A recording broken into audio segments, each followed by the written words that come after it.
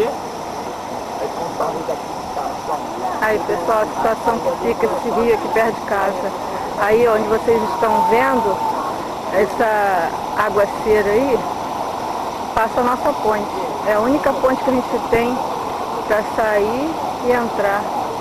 Quando acontece isso, ninguém entra, ninguém sai. Fica todo mundo ilhado aqui nesse lugar. Não tem como sair. E agora a água até baixou. Ainda há pouco estava mais cheio. Às 6 horas da manhã estava mais cheio.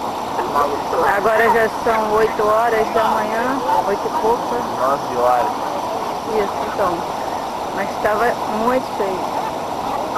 Aí é a nossa ponte, embaixo dessa onda toda aí, ó. É a ponte que a gente tem. Nessa altura do campeonato já foi embora também. Ó, olha a situação.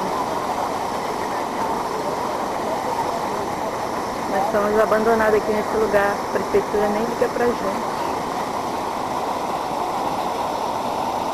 Vamos correr atrás agora de um deputado para ver se faz alguma coisa.